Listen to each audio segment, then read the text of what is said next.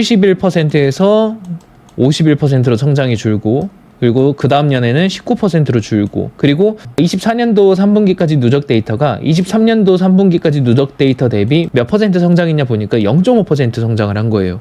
그러니까 24년도 말까지 누계를 따져보더라도 10%도 안 되는 성장률을 기록할 것이다가 예상이 되는 거죠. 네, 여러분 안녕하세요. 조희준입니다. 네, 오늘은 지난 컨텐츠의 양자버블 이슈에 이어서 테슬라와 관련된 컨텐츠를 좀 준비했습니다. 테슬라는 과연 지금 괜찮은 수준인가요? 이런 질문들이 있어서 관련돼서 제 생각과 그리고 데이터를 좀 보여드리도록 하겠습니다. 우선은 여러분들도 아시다시피 그 테슬라 같은 경우에는 미국에서의 매출 비중이 상당히 높습니다. 거의 한 50% 이상이 미국에서 나오고 있는데 그 미국인들은 미국에서 자동차를 살 때 할부로 많이 사거든요. 그래서 할부 이자가 상당히 큰 영향을 미칩니다. 근데 할부 이자는 당연히 기준금리의 상향 조정에 따라서 자연스럽게 이자가 높아지는 모습이 보여지고, 최근에는 이게 거의 한 7, 8% 사이에서 유지되고 있는 모습이죠. 그러니까 과거 대비 자동차를 사는데, 할부로 사는데 들어가는 그 비용이, 이자 비용이 너무나 높아졌다. 과거 대비 한 2배 정도 그 이상이 높아진 상태이기 때문에 소비자들 입장으로서는 부담이 커질 수밖에 없죠. 그러다 보니까 자연스럽게 전기차 판매가 과거처럼 빠르게 성장해 나가지 못하는 모습들이 나올 수 있다라는 거죠. 그리고 이제 두 번째는 이제 2020년도나 21년도 그리고 22년도까지 이렇게 어떻게 보면은 사람들이 외출을 못하고 소득은 쌓이는데 외출을 못하니까 저축이 이렇게 많이 쌓였다가 한 방에 폭발적으로 나오는 기간들이 바로 이 기간들이었습니다. 근데 이 기간 동안은 사람들이 상대적으로 현금이 많이 있기 때문에 여유가 있어서 자동차라든지 뭐 핸드폰이라든지 이런 거를 과감하게 바꾸는 그런 시기가 됩니다. 그리고 실제로 이때 상당히 프로모션도 많았고요. 근데 지금은 그 저축률이 거의 과거 평균 수준까지 내려와서 이제는 상당히 큰 수준의 그 지출을 할 수 있는 그런 여력들이 많이 줄어들었다는 의미인 거죠. 거기다가 이자율까지 높다 보니까 자동차 판매 시장으로 따졌을 때는 상당히 어려움이 많지 않나 이렇게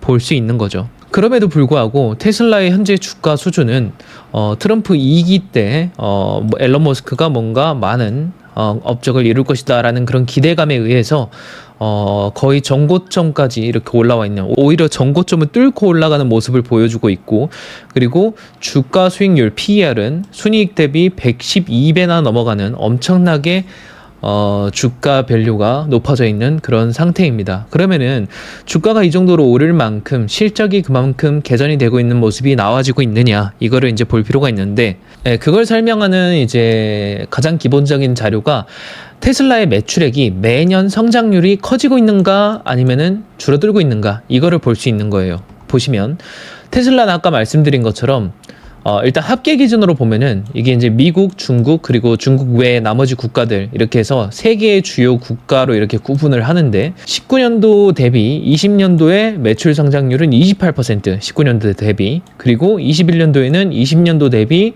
71%나 성장을 했고요. 그리고 이때 이제 주가가 최고점이었죠. 전고점이었죠. 이때 성장을 이렇게 빠르게 하기 때문에 그만큼 높은 멀티플을 받아갈 수 있었다. 근데 22년도, 23년도부터 계속 전년 대비 성장률이 이렇게 줄어드는 모습들이 나타나기 시작을 한 거죠. 71%에서 51%로 성장이 줄고, 그리고 그 다음 년에는 19%로 줄고, 그리고 23년도와 24년도 이때를 보니까 24년도 3분기까지 누적 데이터가 23년도 3분기까지 누적 데이터 대비 몇 퍼센트 성장했냐 보니까 0.5% 성장을 한 거예요. 그러니까 24년도 말까지 누계를 따져보더라도 10%도 안 되는 성장률을 기록할 것이다가 예상이 되는 거죠. 그만큼 성장률이 계속 이렇게 줄어들고 있는 상태인 겁니다. 그런데 주가의 멀티플은 과거 21년도 70%의 성장률이나 기록했을 때와 비슷한, 전고점에 비슷한 수준까지 이렇게 올라와 있는 거죠. 그래서 이게 지금 몇 배이냐, 수익 대비, 회사가 남기는 이익 대비 몇 배인가 보니까 112배나 된다는 거예요. 그러면 회사가 지금 남기는 이익 수준으로 봤을 때 112년을 똑같이 일해야지만 본전을 찾을 수 있다라는 이야기고, 물론 성장주의 경우에는 다르지만, 근데 지금 테슬라 같은 경우에는 지금 성장률이 계속 이렇게 가파르게 떨어지고 있는 모습이다. 성장률이 뭐 1, 2%씩 떨어지는 게 아니라 뭐 15%, 20%씩 막 이렇게 떨어지고 있으니까 상당히 재무적인 관점으로 봤을 때는 좋지 않아 보인다. 자, 그러면은 그렇게 매출 성장률이 이렇게 줄 수밖에 없었던 이유는 뭘까? 아까 앞에서 설명드린 것처럼 20년도, 21년도 때는 보복 소비가 나왔고, 그리고 이때는 이자율이 낮았어요. 금리 인상이 22년도부터 가파르게 올라가기 시작을 했으니까. 그래서 이때까지는 성장을 빨리 할 수 있었지만 22년도부터는 금리도 올라가고, 그래서 할부 이자가 높아지니까 자동차를 구매하는데 이자 부담도 높아지고, 그리고 기존에 모아놨던 저축 소비도 많이 일어나면서 저축이 다 고갈되면서 그 보복 소비가 끝나고, 그래서 성장률이 계속 이렇게 가파르게 떨어지는, 그 와중에 다른 경쟁사들도 이렇게 뛰어드니까 치킨 게임도 일어나면서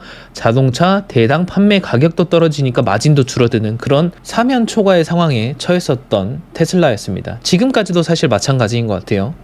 근데 이 테슬라가 이제 최근에 보면 사람들이 뭐 이제 판매량이 엄청나게 늘었기 때문에, 인도량이 늘었기 때문에 앞으로 기대가 된다 막 이런 이야기를 하는데, 그거를 데이터를 보면은 그게 아니라는 걸 알 수가 있습니다. 보시면은 이게 이제 분기별로 제가 22년도 4분기부터 24년도 4분기까지 최근까지 이제 생산량과 판매량, 그리고 생산량 대비 판매량이 몇 %인가 이 자료를 정리를 한 건데, 보시면은 23년이나 24년을 보면은 결국은 생산량이나 판매량이 그렇게 큰 변동이 없는 걸 알 수 있어요. 전부 다 뭐 40만 대대에서 계속 왔다 갔다 하고 있죠. 근데 중요한 거는 사람들이 최근 4분기 판매량이 증가를 했으니까 앞으로 기대해 볼 수 있는 거 아니냐, 수요가 살아난 거 아니냐 라고 생각을 할 수 있는데, 그렇게 단편적으로만 보시면 안 돼요. 23년도 1, 2, 3, 4분기를 보면은 4분기 때 판매량이 가장 높은 수량을 기록을 했거든요. 그리고 24년도 4분기 때도 동일하게 가장 높은 판매량을 기록을 한 거예요. 그렇다는 거는 4분기 때 일부러 실적 맞추기에 대한 구색인지, 아니면 기대감을 불러일으키는 이유인지, 뭐 여러 가지 이유에서인지는 모르겠지만, 어쨌든 4분기 때 이렇게 판매량이 높게 올라가는 모습들이 보여지고 있었다. 그리고 24년도 4분기의 판매량이 23년도 4분기의 판매량과 비교해보면 사실 10,000대 정도밖에 안 늘어난 거기 때문에, 사실 성장을 했다라고 보기에는 정말 어려운 수준이에요. 5%도 안 되는 그런 판매량 성장을 기록을 한 것이고요. 그리고 더 중요한 거는 판매량이 늘어도 중요한 게 대당 판매 매출액이 중요한 거예요. 한 대를 5만 불 받을 수 있는 거, 과거에 22년도 4분기에 5만 2천 불에 한 대당 이렇게 평균적으로 매출을 내던 테슬라가 지금은 24년도 3분기 기준으로 대당 4만 3천 불밖에 매출을 못 내고 있거든요. 근데 판매량은 거의 비슷하다? 그러면 자연스럽게 매출이 올라가기 힘든 그런 성장에 제한이 걸리는 모습이 나타나게 된 거죠. 그리고 자동차 한 대에 5만 2천 불 받던 테슬라가 4만 3천 불 이렇게 떨어지면은 회사의 마진도 줄어들 수밖에 없거든요. 왜냐면 원가라는 게 있고, 여기에 들어가는 인력, 뭐 인건비 등등이 있는데, 매출이 이렇게 줄어버리면 대당, 그러면 자연스럽게 남기는 이익도 크게 줄어들 수밖에 없는 상황입니다, 테슬라가. 거기까지 이제 테슬라의 현재 상황을 좀 설명을 드렸고, 이제는 현재 상황을 좀 더 세부적으로 쪼개서 한번 보도록 하겠습니다. 자, 그럼 테슬라의 매출액을 아까 국가별로는 봤는데, 그러면은 사업 부문별로는 어느 정도를 기록을 하고 있는가? 이거를 보면은 아까 21년도에 이제 최고의 매출 성장률을 기록을 했고, 그리고 이제 24년도 4분기 재무 자료는 아직 안 나왔는데 판매량이랑 인도량만 나왔고, 근데 현재 시점으로 이제 3분기 데이터를 전년도와 이렇게 비교하는 자료, 이렇게 제가 좀 정리를 했습니다. 23년도 3분기까지 누적, 24년도 3분기까지 누적, 이렇게 해서 전년도 동분기까지의 누적을 비교를 하고, 그리고 19년도부터 23년도까지 연도별 매출과 원가 등의 실적을 정리를 했습니다. 보시면은 우선 매출의 비중은 전기차 부문, 전기차를 팔아서 버는 게 전체 매출액의 80% 이상을 항상 유지를 하고 있습니다. 근데 중요한 거는 과거에는 이게 85%대 88%였지만 이게 최근에는 80%까지 이렇게 줄어들었고, 오히려 서비스나 에너지 부문 사이드에서 매출액 비중이 더 높아졌다, 뭐 이렇게 보시면 되겠죠. 그리고 23년도 3분기랑 비교를 하면은, 3분기 누적이랑 비교를 하면은 전기차 매출액은 오히려 줄어들었다. 24년도 3분기에 보면은 23년도 3분기에 테슬라가 전기차 팔아서 608억 달러를 벌었습니다. 608억 달러. 한 70, 80조 원 정도 되죠. 근데 24년도 3분기, 동분기 누적 기준으로 그거보다 한 5% 감소한 수준을 이렇게 기록을 했고요. 그리고 오히려 서비스 부분의 매출은 조금 더 증가를 했고 에너지 부분의 매출도 조금 증가를 해서 전체 매출은 거의 23년도 동분기와 비교를 할 때 거의 비슷한 수준을 이렇게 기록을 했다. 그러니까 성장을 아예 못한 정도의 결과를 24년도에 기록을 하고 있다. 그러면은 투자자들이 24년도 연간 누적 데이터를 보았을 때 어떻게 평가를 하겠는가, 이것도 한번 생각을 해보면 좋을 것 같고요. 그리고 이제 매출이 나왔으니까 매출을 발생시키는 데 들어가는 뭐 자재라든지 이런 원가가 있을 거 아닙니까? 그 원가가 여기 이제 제가 퍼센테이지를 써놨는데 그 같은 연도에 발생된 부문별 매출 대비 원가의 비중이 몇 %인가를 나타낸 거예요. 전기차 부분에서 19년도나 20년도, 21년도, 22년도, 22년도까지 보면은 전기차를 팔아서 전기차를 만드는 데 들어간 원가가 29년도에는 80%, 그리고 20년도에는 74%로 줄어들고, 그러니까 마진이 오히려 더 늘었고 21년도에 더 마진이 늘어났어요. 거의 마진이 30%까지 매출 총이익이 전기차 부분에서. 그리고 22년도에도 비슷하게 마진을 유지를 했는데 23년도부터 금리 오르고 하면서 치킨 게임으로 번지더니 대당 판매 가격을 가파르게 낮추기 시작을 하고, 그러면서 원가가 가파르게 거의 10% 가까이 다시 올라가기 시작을 합니다. 그러니까 회사가 남기는 이익이 크게 줄어들면서 21년도, 22년도 이때는 뭐 원가를 뺀 매출 총이익이 30%나 남겼다면은 23년도 이후부터 최근에는 지금 한 20%도 못 남기고 있는 그런 상황이다. 예, 그리고 20%를 남기고 나서 이제 사람들 급여도 줘야 되고 그 사무실 직원이나 뭐 임대료 등등을 또 내야 되기 때문에, 그리고 나서 남은 게 이 아래 순이익이라는 거예요. 이거를 좀 더 간단하게 정리를 하면은 합쳐서 봤을 때 전체 부문의 매출액 합계에서 전체 부분에서 들어가는 원가를 빼니까 총이익이 이렇게 남는데, 그 총이익이 이 전체 매출액 대비 몇 %냐고 봤을 때 19년도에 17%, 20년도에 21%, 21년도에 25%, 22년도에 26%, 그리고 나서 23년도부터 이게 거의 10% 가까이 하락을 하면서 18%로 떨어지는 모습이 보여졌습니다. 그러니까 과거 대비 남기는 이익이 거의 10% 가까이 줄었다라는 이야기예요. 매출 총이익이. 회사에서 10%면 상당히 심각한 이익의 감소라고 볼 수가 있고요. 그러면서 자연스럽게 모든 비용을 다 지불하고 나서 감가상각액이나 이런 걸 싹 빼고 나서 회사가 남기는 이익이 매출액 대비 21년도나 22년도는 뭐 이렇게 10%였고 21년도는 10%, 22년도에는 15%, 23년도에는 15% 이렇게 올라갔었는데 24년도 3분기를 보니까 이게 크게 줄어드는 모습이 보여지고 있다. 24년도 4분기 인도량이 증가를 했기 때문에 아마 실적이 좀 증가를 하겠지만 어쨌든 이익률은 아마 10% 초반대로 아마 10에서 한 11% 막 이 정도를 기록을 하지 않을까, 순이익이 매출액 대비. 그러면 전년도 대비 전년도에 15%였으니까 이게 한 4, 5% 더 떨어지는 실적을 기록을 할 가능성이 있겠죠. 그러면 정말 안 좋은 실적을 기록을 하는 것이기 때문에 투자자들의 부정적인 스탠스가 가중될 수밖에 없다. 테슬라의 성장이 꺾였기 때문에 이제 거의 성장률이 거의 0%의 매출 성장률이 계속 거의 0%의 수렴을 하고 있기 때문에 이제는 실적적인 뭔가 성장을 결과로서 보여줄 필요가 있다. 말이 아니라. 그래서 아마 이때 투자자들이 이제 좀 이탈할 가능성이 있지 않나, 24년도 실적이 발표되고 나서 그런 이제 추측이 들고요. 물론 또 반대로 서비스 부문의 매출이 24년도 4분기에 급증했다면 또 이야기는 달라지겠죠. 연간으로 봤을 때 여전히 23년도를 넘어서기는 힘들 것이다, 이렇게 보는 것이죠. 23년도를 조금 넘어서거나 넘어서기 힘들지 않을까, 이런 생각이 드는 것이죠. 그래서 지금 어쨌든 결론적으로 봤을 때 테슬라는 아까 금리가 높아지고 있으면서 할부이자가 높아지니까, 그리고 이제 저축률이 많이 고갈되면서 보복 소비가 끝나니까 상당히 힘든 시간을 지금 보내고 있는 게 팩트다. 예, 이렇게 보여줄 수가 있겠고요. 그리고 중요한 게 회사가 이게 이제 오너닝이라고 해서 제가 설명을 드리고 싶었던 게, 이게 워렌 버핏이 보는 거라고 하더라고요. 이게 오너닝이 뭐냐면은 회사가 남기는 순이익에는 직접적으로 나가지 않는 현금, 그러니까 뭐 감가상각액이라든지 이런 것들이 다 포함되어 있어요. 각 장비나 뭐 기계 뭐 이런 자산의 수명을 반영을 해서 연수에 따라서 떨궈내는데 이렇게 순이익에는 반영이 됩니다. 그래서 그거를 다시 더해주면은 실제 남기는 현금이 이렇게 생기게 되는 거죠. 거기다가 회사가 뭐 장비를 사거나 공장을 짓거나 뭔가 이런 데 들어가는 캐펙스를 또 해주면은 회사가 각 연도마다 실제로 남기는 이득이 얼마다. 이게 이제 좀 정리가 되거든요. 순이익 플러스 감가상각액 플러스 실제로 나가지 않는, 그리고 캐펙스 자본적 지출, 이 금액을 해주면은 회사가 실제로 남기는 금액이거든요. 근데 그게 19년도, 20년도에는 네거티브 했다가 21년도, 22년도, 23년도까지 크게 증가를 했거든요. 근데 이게 24년도 3분기를 보니까 전년도 3분기와 비교했을 때 엄청나게 크게 줄어드는 게 보여요. 물론 이때는 24년도 3분기에 그 캐펙스가 크게 증가한 부분도 있었었고,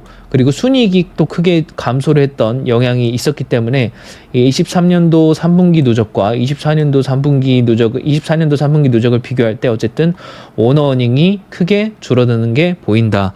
이게 다른 말로 뭐냐면 회사가 연간 남기는 현금이 엄청나게 크게 줄었다라는 거예요. 실제 현금이. 그래서 이 경우에는 회사가 이제 실질적으로 뭐 애플이나 뭐 치폴레나 뭐 맥도날드나 이런 기업들처럼 남기는 이익이 엄청나게 많은, 남기는 현금이 많은 기업들은 보통 회사 주가가 밀리거나 아니면 주가를 올릴 때 자사주 매입이나 뭐 이런 식으로 해서 주가를 크게 부양시키는 역할을 하거든요. 애플 같은 경우에는 전체 뭐 남기는 이익의 뭐 80~90%까지 자사주 매입을 하면서 주가 부양을 하는 게 있고, 치폴레 같은 경우에도 요식업이지만 뭐 30에서 50, 많으면 70%까지 자사주 매입을 합니다. 남기는 이익에서. 근데 지금 테슬라 같은 경우에는 오너어닝을 보니까 실제로 현금을 24년도에는 남기는 게 크게 줄어서 자사주 매입이나 이런 거에 돈을 쓸 여력이 상당히 크게 적어 보인다. 그래서 이런 상황에서는 주가가 밀리기 시작을 하면은 회사가 자사주 매입을 통해서 주가 방어를 하기 쉽지 않을 것이기 때문에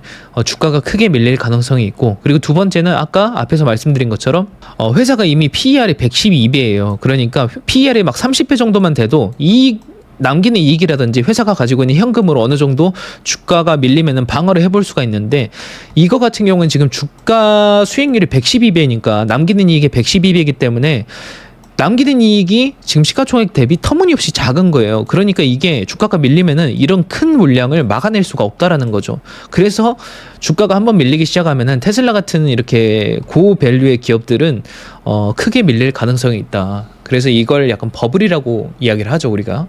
네, 그래서 이 부분을 제가 이제 말씀을 드리고 싶어서 그 양자버블 이야기할 때 요거를 좀 설명을 간단하게 말씀을 드렸었고, 그래도 하나 이제 좀 긍정적으로 제가 보고 있는 거는 전기차 부문이 생각보다 그 마진도 계속 줄어들고 하다 보니까, 그리고 판매량도 생각보다 많이 안 늘어나고 하다 보니까 좀 아쉬운 부분이 있어요. 근데 그 전기차 한 대를 팔았을 때 이 디바이스, 아이폰으로 따져보면 아이폰을 팔아서 아이폰을 산 사람들이 아이클라우드도 써서 결제를 하고 아이튠즈도 결제를 하고 뭐 디즈니, 뭐 애플 TV라든지 이런 거를 다 결제를 하면서 서비스 매출이 이렇게 디바이스를 가지고 있는 사람들한테 계속 늘려나갈 수가 있잖아요. 그리고 서비스 매출 같은 경우에는 원가가 상대적으로 원래 낮기 때문에 마진이 더 많이 남을 수 있는, 그래서 그런 부분이 부가가치를 창출한다라고 볼 수가 있는데, 테슬라 같은 경우에도 전기차 판매량이 크게 늘지는 않고 있지만 계속 비슷한 수준, 40만 대 수준으로 유지를 하고 있지만 그 안에서 지금 서비스 부분과 에너지 부분, 그러니까 파생적으로 만들어낼 수 있는 매출에서 지금 성장이 계속 나오고 있고, 특히 그 부분의 매출 비중이 전기차의 매출 대비 거의 13%, 12%까지 이렇게 올라와 있는 상태다.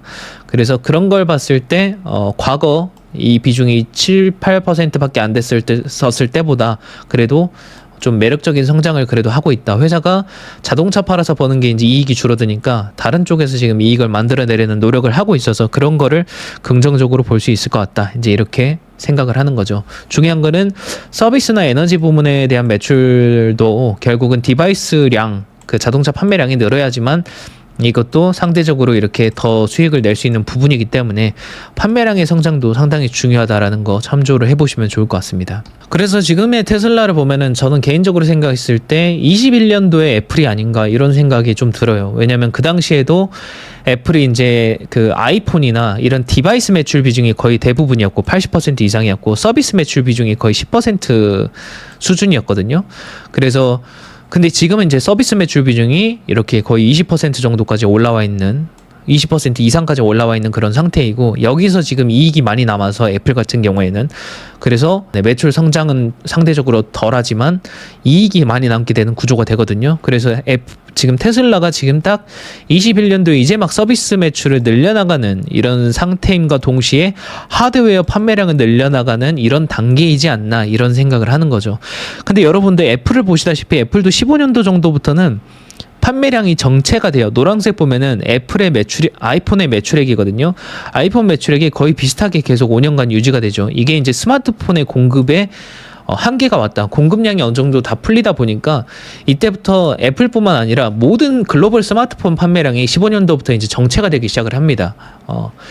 예, 그래서 이제 아이폰을 한 대 파는 가격을 더 높이거나 뭐 그렇게 프리미엄화해서 비싸게 파는 전략을 펼치는 게 유일한 방법이었고, 그래서 이제 디바이스 판매량이 안 늘어나니까 애플도 성장을 만들어내야 되잖아요. 그래서 그때부터 서비스 매출을 가파르게 늘려나가면서 이게 이익이 엄청나게 많이 남는, 이렇게. 그래서 이제 매출 성장은 좀 덜했지만 회사가 이익이 엄청나게 높아지니까 자연스럽게 PER이 낮은 수준으로 유지가 되면서 주가가 계속 올라가는, 이렇게 그림을 그릴 수가 있었죠. 그래서 테슬라가 지금 아마 2011년도 애플과 비슷한 상황인 것 같고, 앞으로 서비스 매출을 늘려나가겠지만 어쨌든 향후 5년간은 여전히 디바이스 판매량, 전기차 판매량이 좀 더 중요할 것 같다, 이렇게 생각이 드는 거죠. 그래서 그 당시를 보면은 2008년도부터 15년도까지는 아이폰 판매량이 급증을 하면서 주가를 끌어올렸고, 서비스 매출이 급증하는 순간부터는 주가가 폭발적으로 이렇게 올라가는 모습이 나타났습니다. 그래서